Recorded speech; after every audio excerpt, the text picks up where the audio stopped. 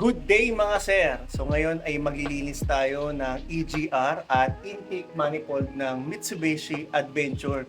Ito ngayon sasakyan namin, no? So magdi-DIY ako ngayon dahil medyo mahal yung labor nito. Sayang pa rin kung papagawa natin sa iba. Dahil tayo naman ay nasa bakasyon serye, gawin na natin to. Tara, samahan niyo ako. Let's go!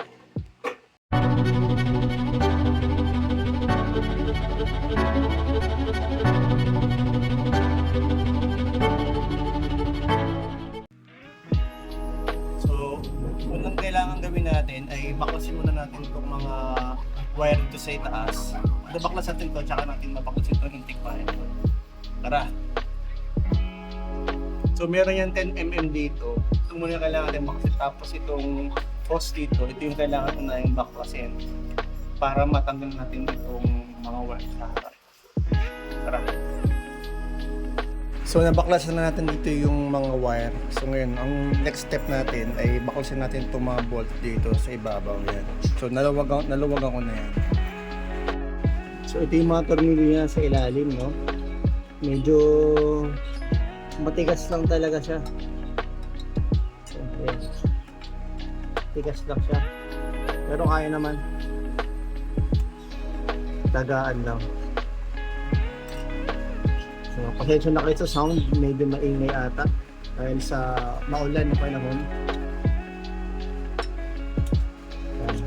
Okay. Update ko kayo maya-maya. So, kapag nabaklasan natin ng mga tornilyo dito, itong EGR, meron yan dito, exhaust. So, hindi lang gano'ng makita. Yan, dito. Yan. So, kailangan natin tanggalin yan. Kailangan diluwagan itong tatlong bolts na to. Yan, isa, dalawa, tapos meron pa sa baba doon.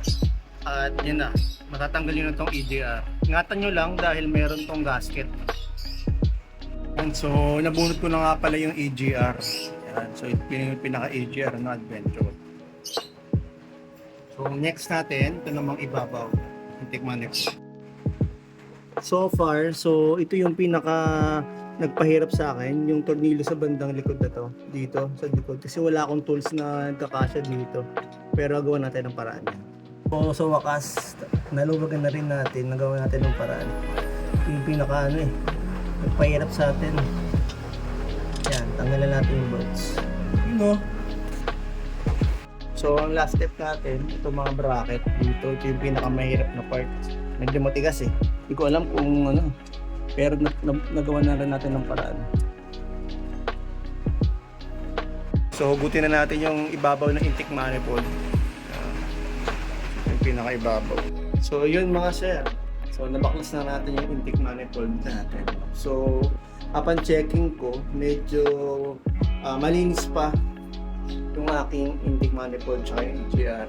Siguro konting linis lang gagawin natin dito dahil di pa siya ganun kadumi. Konti lang yung carbon niya. So gumamit pala ako ng degreaser. So ito yung ginamit ko, degreaser. At yung cash glow. Yan. So yung cash glow, ito yung gawa namin na sabon. So sinubukan ko dito sa amin.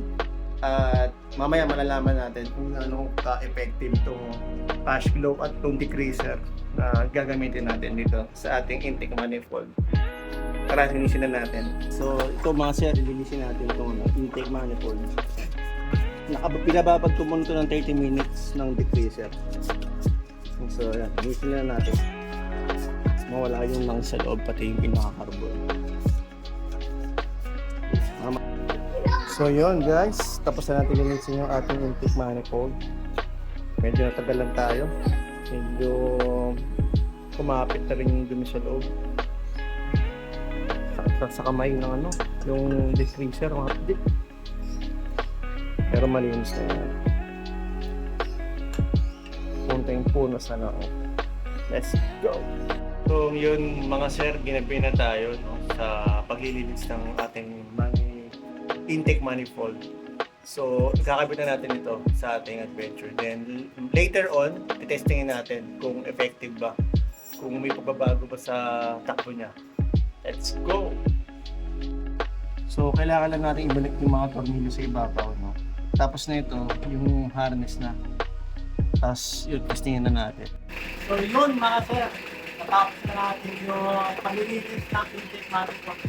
So mukhang bago o tunog bago ulit yung ating adventure. No?